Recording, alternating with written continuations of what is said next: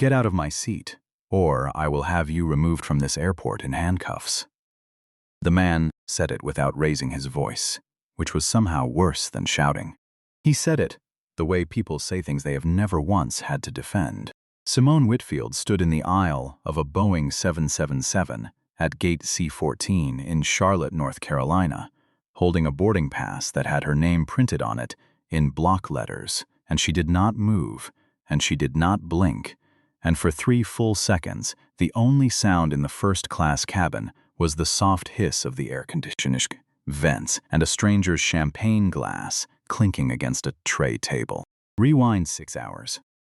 Charlotte Douglas International Airport, at 4 in the afternoon, in late October, smelled like burnt coffee and jet fuel, and the particular anxious sweat of 500 people, trying to make connections they were not going to make. Simone Whitfield moved through the crowd, the way water moves around stone, unhurried, unbothered, her low heels clicking against terrazzo the color of wet sand. She wore a plain charcoal blazer with no logo on it, dark jeans, and a canvas tote bag with a coffee stain on the strap that she had never bothered to wash out. Nothing about her announced money. That was deliberate. That had always been deliberate. She was 44 years old. She was the founder and chief executive of Whitfield Bioworks, a company that had spent 11 years turning waste carbon into aerospace-grade composite material. The kind of unglamorous, patent-heavy work that never made headlines until 3 days ago it made every headline in the country.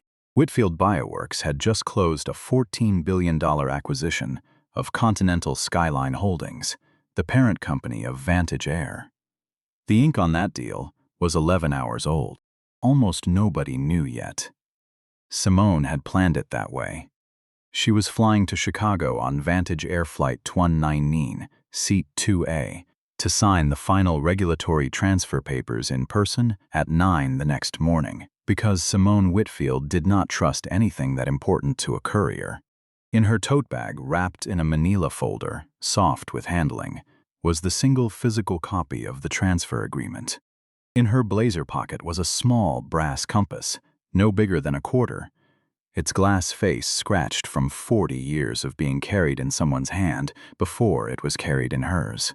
Her mother, Odessa Whitfield, had worked 31 years as a hotel housekeeper in Savannah, Georgia, and had given Simone that compass on the day she left for college, with 4 words stitched into the leather pouch it came in.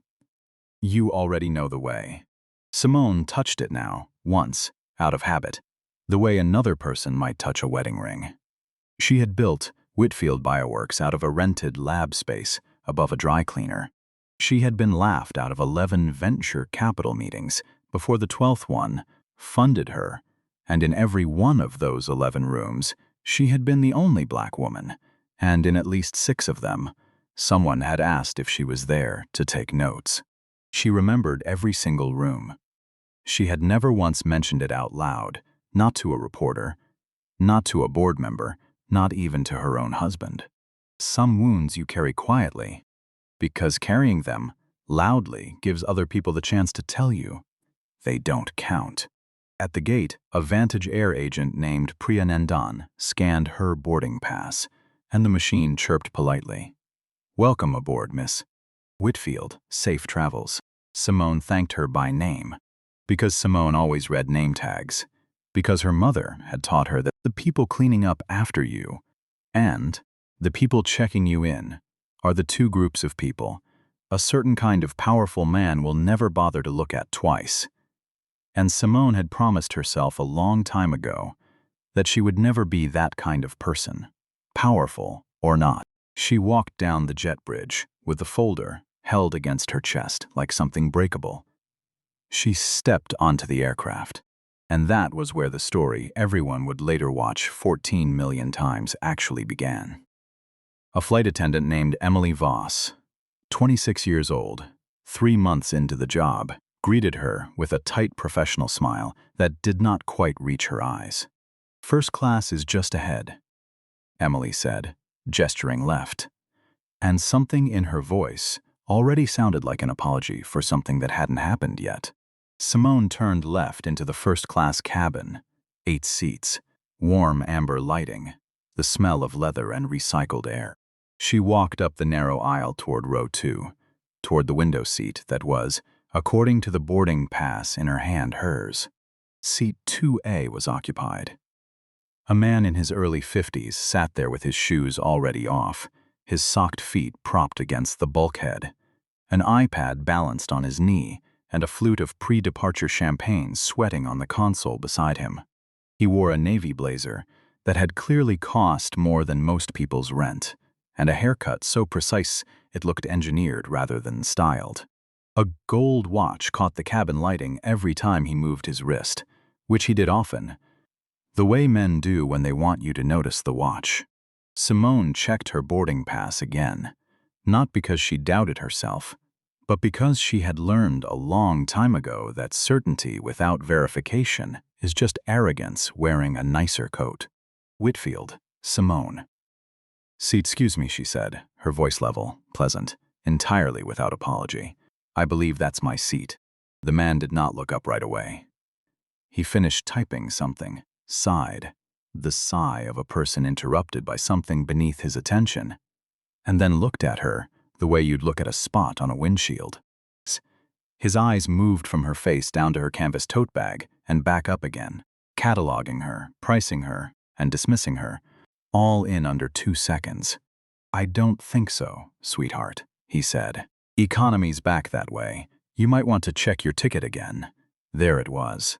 The word sweetheart, dropped like a coin into a jar, he'd used 1,000 times before.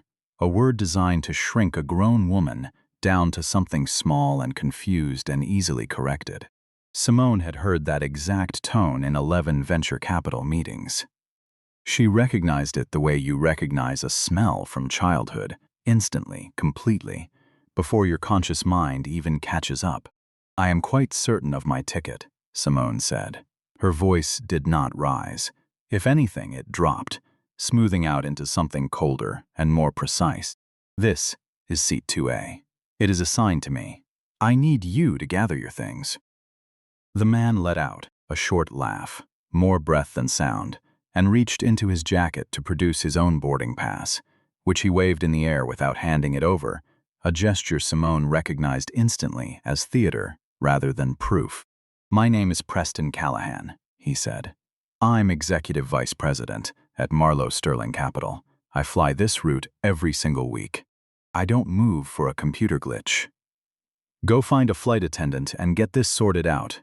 There's a good girl. Something in the cabin went very still. 2 rows back, an older woman lowered her magazine an inch.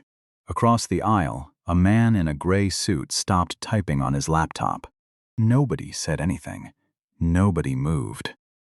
That is the frozen moment. Nobody in that cabin would ever forget the half-second where an entire plane load of strangers collectively decided whether they were going to be the kind of people who watch or the kind of people who act, and every single one of them, in that half-second, chose to watch. Emily Voss hurried over, her nervous smile stretched thinner now. Is there a problem? She asked, and Preston Callahan answered before Simone could open her mouth. Yes, there's a problem, he snapped. This woman is confused about her seating, and she's holding up boarding. Sort her out. I have a very important meeting in Chicago in the morning, and I am not interested in negotiating with someone who wandered up here by mistake. Emily's eyes flicked to Simone, apologetic, frightened, caught between a passenger who was loud and a passenger who was quiet. And in the calculus that airline employees are trained to run under pressure, loud too often wins. Ma'am, could I see your boarding pass? Emily said to Simone, and Simone handed it over without a word. Emily looked at it, looked at her tablet, looked at Preston Callahan. Her face changed. Sir, Emily said carefully, this does appear to be Miss Whitfield's assigned seat. Your seat is actually 6C in the back of this cabin. Preston's jaw tightened. I don't care what your little tablet says, he said. I've unpacked my bag. I've ordered a drink. I am not moving to a middle seat because some airline system made a clerical error. Go get someone with actual authority. That was Tier 1, a private half-insult. The kind a person can later claim was misunderstood. The kind that lives in the gray fog of he said, she said. Simone had seen this exact fog 100 times before. She had learned that men like Preston Callahan always start here, testing the water, waiting to see if anyone will push back. Nobody usually does. That was, historically, the whole design of the insult. It relied on silence to survive. Simone did not raise her voice. She stepped half a foot closer, close enough that Preston had to actually look up at her rather than glance sideways, and she said, quietly, "You are making a mistake you are going to regret for a very long time, Mr. Callahan." He laughed again, louder this time, playing to the row behind him. "Oh, is that a threat, sweetheart? I know the chairman of this airline personally. I have more pull in this airport than you can possibly imagine. Sit down somewhere else before you embarrass yourself further." The senior flight attendant, a woman named Dija Marchetti, with 19 years at the airline and a face that had seen every version of this exact fight, walked briskly into the cabin, alerted by Emily's expression. "Sir," she said, her voice carrying the flat, no negotiation register of someone who has done this 1,000 times, "I need you to move to seat 6C immediately. This is not optional." Preston's face went from irritated to something colder and more dangerous. He set his champagne down with deliberate slowness. "Do you know who I am?" he said to Dija. "My firm manages the retirement accounts for half the senior staff at this airline. I could make one phone call, and you would be filing for unemployment by Friday. Now bring me another glass of champagne and stop harassing me, or I will make sure the last thing you ever do in this uniform is walk off this aircraft in disgrace." That was Tier 2. Public. Deliberate. Impossible to later claim as a misunderstanding, because he had said it in front of 11 witnesses and aimed it directly at a woman's livelihood. Dija's face did not change, but her hands, Simone noticed, had gone very still at her sides. The particular stillness of someone doing math about rent and mortgages, and how many more years until her pension vested. This is the part of the story where, if you have ever been the person standing quietly in that aisle, while someone decided your face made you invisible, you already know exactly how your chest feels right now. Keep listening. Because what happens in the next 4 minutes on this aircraft is the reason 14 million people would eventually watch this video, and the reason Preston Callahan would spend the rest of his life wishing he had simply stood up and walked 11 rows back.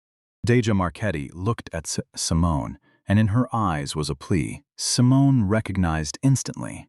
The plea of someone who has been taught correctly that her job depends on the goodwill of the exact kind of man currently threatening her.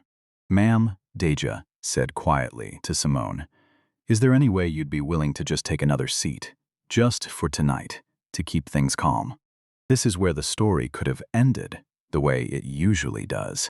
This is where, on 9 out of 10 flights, in 9 out of 10 airports, the quiet woman moves to seat 6C, and the man in seat 2A finishes his champagne, and nobody ever hears about it again. And Preston Callahan flies home the next morning, congratulating himself on a battle well fought. Simone Whitfield said, "Dija, do not worry about your job. Do not call security yet. Give me 90 seconds. She did not raise her voice. She set her tote bag down on the empty console of seat 2B. She reached into her blazer pocket, touched the small brass compass once, and pulled out her phone. Preston Callahan had claimed he knew the chairman of the airline personally. It was, Simone knew from 20 years in rooms full of men, exactly like him, almost always a bluff, a phrase deployed to intimidate service workers who had no way to verify it. But Simone did not need to bluff.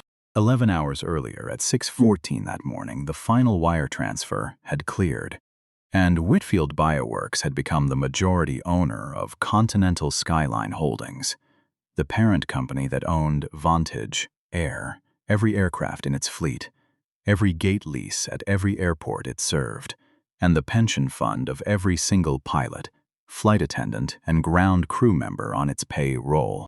The paperwork in her tote bag was the last remaining signature. The company was already, as of this morning, hers. She scrolled past her contacts and called a number from memory. It rang twice.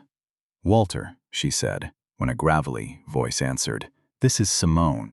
I'm sorry to call so late." "Simone," the voice said, warm and immediately alert. "Aren't you supposed to be in the air right now?" "I should be," Simone said, her eyes fixed on Preston Callahan's face the entire time. "I am currently standing in the aisle of Flight 1119 at Gate C14 in Charlotte, next to a passenger named Preston Callahan of Marlow, Sterling Capital, who has occupied my assigned seat, verbally threatened your senior flight attendant's employment, and claimed personal influence over this airline's leadership. I would like this resolved."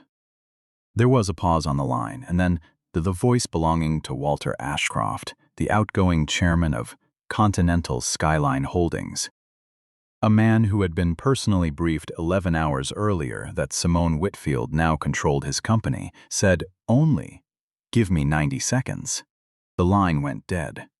Simone put her phone back in her pocket. "Who was that?" Preston asked, and for the first time, something in his voice had lost its certainty. "Customer service, I assume. They'll offer you a voucher, sweetheart, and this will all be over." "We'll see," Simone said. 30 seconds passed. Deja and Emily stood frozen in the aisle. The gray-suited man across the aisle had his phone up now, recording, not even trying to hide it. 60 seconds passed.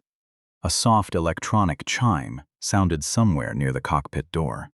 At 90 seconds exactly, the low hum of the aircraft's engines, which had been spooling for pushback, suddenly cut out.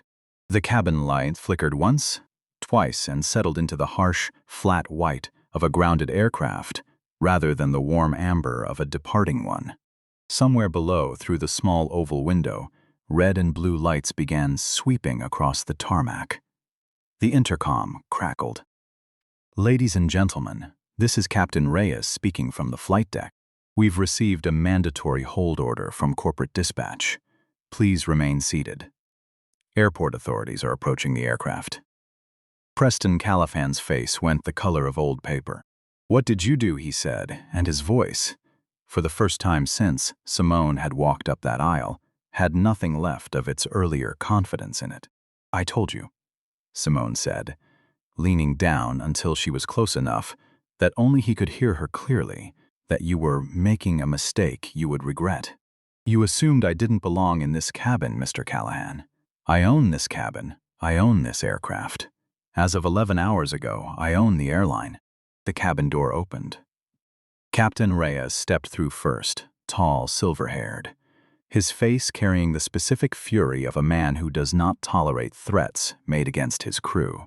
Behind him came 4 Charlotte Airport police officers, radios crackling, faces unreadable. "Which one?" the lead officer, Sergeant Alvarez, asked, and Captain Reyes pointed one finger, unwavering, directly at seat 2A. "That man."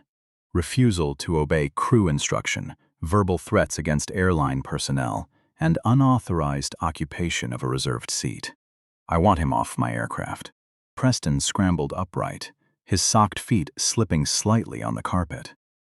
"Do you have any idea who I am?" he said, his voice climbing toward panic now.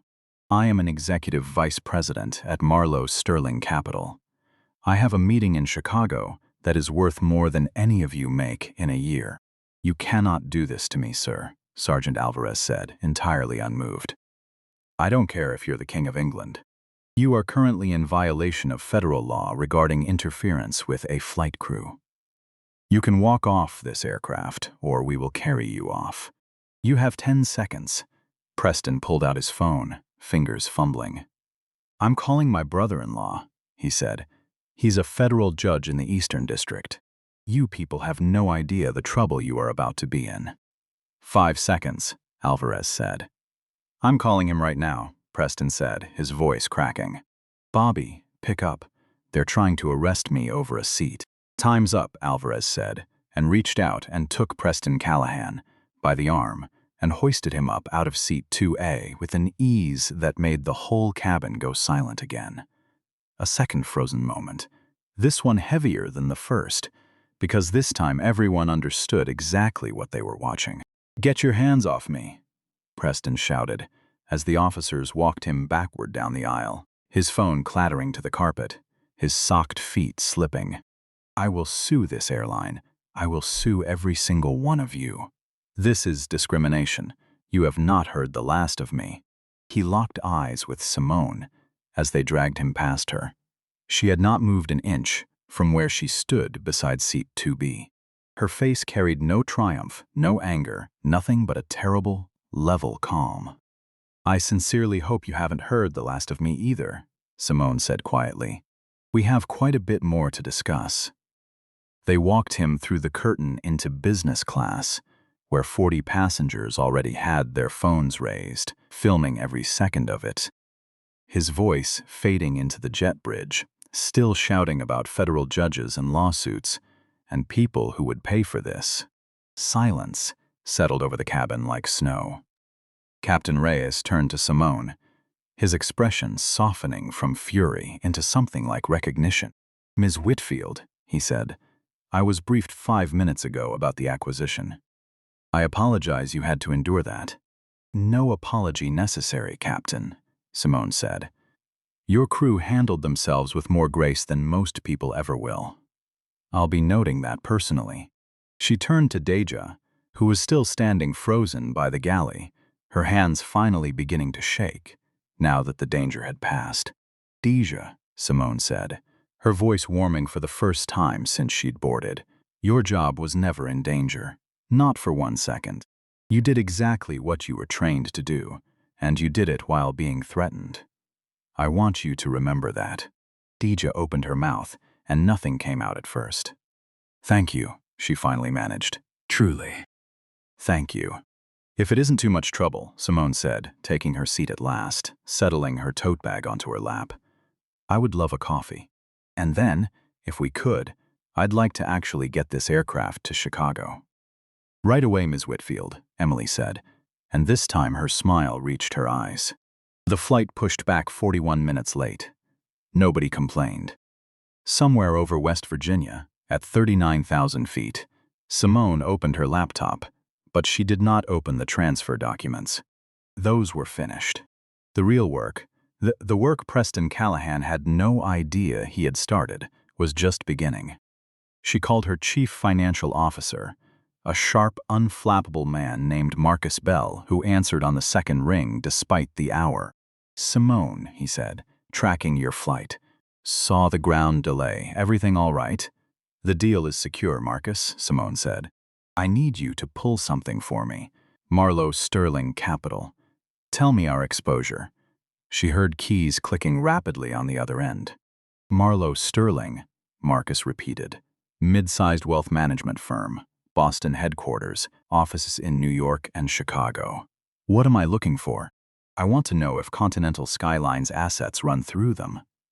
Specifically, the pension accounts." A pause, then a low whistle. "Yes," Marcus said, significantly.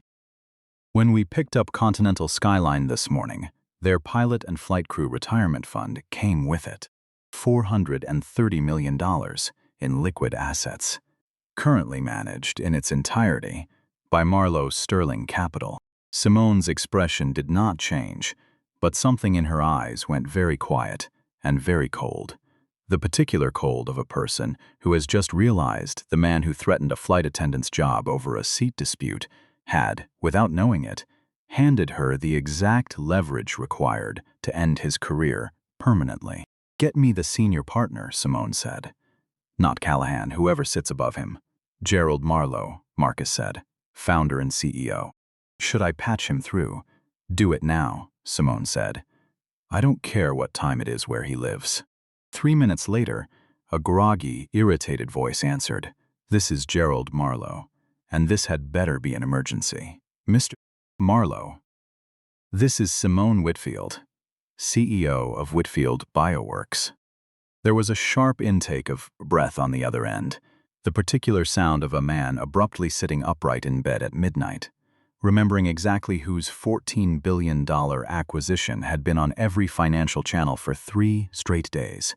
"Ms. Whitfield," he said, his voice instantly transformed into careful, alert deference. "My apologies. What can I do for you at this hour?" "I'm currently at 39,000 feet on an aircraft owned by a company I acquired 11 hours ago," Simone said, her tone conversational, almost pleasant, which made it somehow more frightening.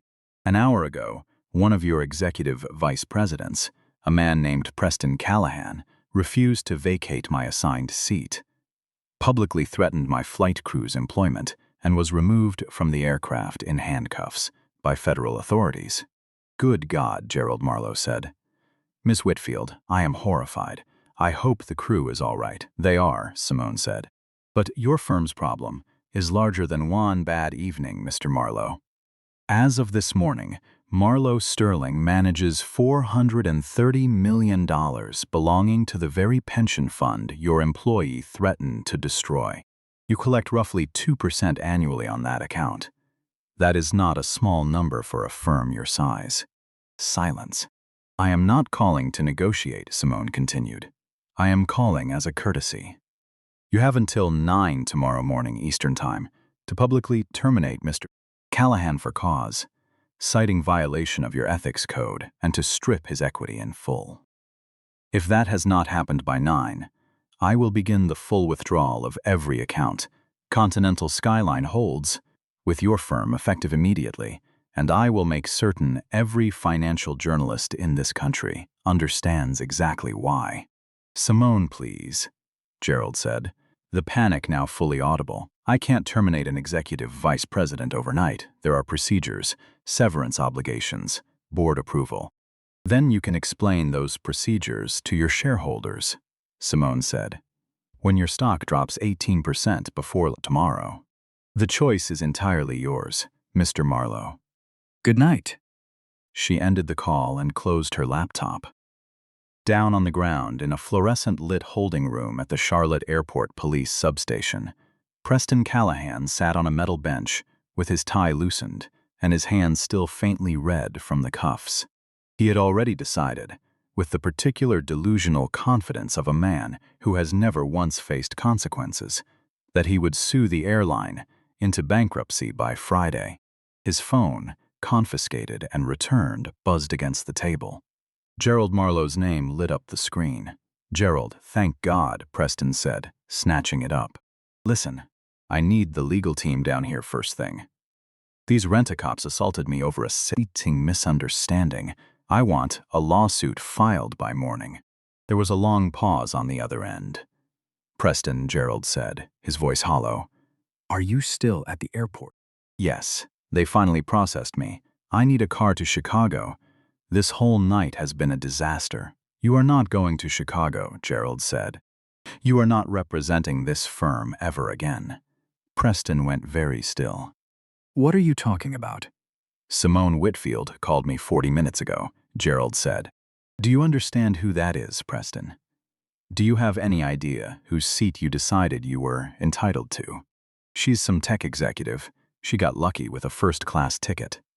She is the majority owner of the airline you just got arrested on," Gerald said, his voice rising now, shaking with fury. "She owns Continental Skyline. She owns the $430 million pension account that keeps this firm's lights on. An account is promised to pull by 9 tomorrow morning if you are still on our payroll." The color drained entirely from Preston Callahan's face. "Gerald, we've been partners for 18 years, he said, his voice cracking. "You can't just—" "I am invoking the morality clause in your partnership agreement, effective immediately," Gerald said. "Your office will be cleared by morning. Do not come to the building. Do not call this number again." The line went dead. Preston Callahan sat alone in a police station at 11 o'clock at night, staring at a phone that had just told him his entire career no longer existed. And the terrible thing, the thing that would define the rest of this story, was that even now, sitting in the wreckage of a decision that had taken him 90 seconds to make, he did not think, "I was wrong." He thought, "This isn't fair." He thought, someone is going to pay for this. He had not yet understood, and would not understand for a long time, that the someone was him. The next morning, the aircraft touched down in Chicago under a pale gray sky. Simone had slept exactly 3 hours, changed into a fresh ivory blazer in the aircraft lavatory, and walked off the jet bridge into a waiting black SUV where her head of communications, a sharp young woman named Renata Cole, was already holding out a tablet. "Good morning," Renata said. "The transfer is filed. The acquisition is official. Congratulations, however." She turned the tablet around. A video, filmed by a passenger in row 9, had already reached 11 million views overnight. It showed Preston Callahan, red-faced, being marched backward down the aisle in handcuffs, shouting about lawsuits and federal judges. And then it showed Simone, calm, unmoved, saying the words that had already become a caption shared 40,000 times. "I sincerely hope you haven't heard the last of me either." "Marlowe Sterling released a statement 30 minutes ago," Renata said. "Callahan's been terminated, effective immediately, cited for violating their ethics policy." "And the press outside?" Simone asked. "There's a mob of them," Renata said. "They want to talk about the acquisition. They are absolutely going to ask about the video." "We don't hide from it," Simone said. "We set the terms of the conversation." At the press conference that afternoon, after 12 minutes of carefully explained synergy between sustainable composite manufacturing and next-generation aerospace fleets, a senior correspondent from a national business outlet raised his hand. "Ms. Whitfield, can you confirm you personally ordered a commercial aircraft grounded and a passenger arrested over a seating dispute?" The room went silent. Simone leaned into the microphone, and she did not look angry. She looked, several reporters later wrote, like a woman who had never once needed to raise her voice to be believed. "I didn't ground a flight over a seat," Simone said. "I grounded a flight because a man threatened to end the career of a flight attendant who was simply doing her job on an aircraft whose crew, as of that morning, worked for me. For decades, service workers in this industry have been expected to absorb abuse from anyone wealthy enough to think their money bought them the right to give it. That ended last night. If you fly on a Continental Skyline aircraft, you will treat our crew with the respect they are owed. If you cannot manage that, your title will not protect you, and neither will your money." "Thank you." The room was silent for 1 full second, and then it broke into applause that did not stop for nearly a minute. By that evening, Whitfield Bioworks stock had risen 16%. Simone Whitfield was no longer simply a biotech CEO. She had become, whether she wanted the title or not, a symbol of something a great many tired, overlooked people had been waiting a very long time to see. 3 weeks later, in a Chicago boardroom stripped of its old leather chairs and replaced with something plainer, more functional, Simone sat reviewing crew welfare reports that were, for the first time in the company's history, arriving with real numbers attached to them. There was a knock at the door. Day Marchetti walked in, no longer in uniform, wearing a plain navy suit, looking faintly disbelieving of her own reflection in the glass. "You wanted to see me, Miss Whitfield," she said. "Sit down, Deja," Simone said, gesturing to the chair across from her. "I wanted to tell you in person. You're being promoted. Vice President of Crew Welfare and Standards, direct report to my office." Deja's mouth opened and closed once before anything came out. "I don't. I'm a flight attendant, Miss Whitfield. I don't have the background for." "You have 19 years of watching exactly what this company gets wrong from the one seat that actually sees it happen," Simone said. "That is the only background this job requires. The people who should be deciding how crews are treated are the people who have been the crew. I should have known that a long time ago. You're going to help me fix it." Deja's eyes were wet when she left the room. Emily Voss, the young flight attendant, whose voice had trembled the entire evening on Flight 1219, had been quietly enrolled, fully funded, in an evening business program, and had asked, without being told to be assigned to train new hires on exactly what had happened that night and what should have happened sooner. And the audit Simone had ordered on, her first morning as owner, the one Renata Cole had warned her would not be comfortable, found precisely what Simone suspected it would. 2 prior complaints against Preston Callahan on other flights, filed by other crew members, both buried in an internal system that had been quietly designed, over years, to protect frequent, high-spending passengers rather than the employees they mistreated. The system had not failed by accident. It had worked exactly as it was built to work. Simone published the findings in full. Preston Callahan, meanwhile, spent that autumn watching his life collapse in exact, methodical order. His wife filed for divorce after watching the video on morning television, calling him, in the filing itself, an embarrassment she could no longer defend at dinner parties. The Securities and Exchange Commission, drawn by the sheer visibility of the incident, opened an inquiry into Marlowe Sterling's trading practices, an inquiry that, 6 months later, would find that Preston Callahan himself had been quietly running personal trades against client information for the better part of 3 years, a fact that had nothing to do with Simone Whitfield and everything to do with a man who had never once believed the rules applied to him. He was indicted the following spring. He did not go to prison for stealing a seat. He went to believing for his entire adult life that being wealthy and being right were the same thing, and it took losing everything for him to understand, far too late, that they had never been the same thing at all.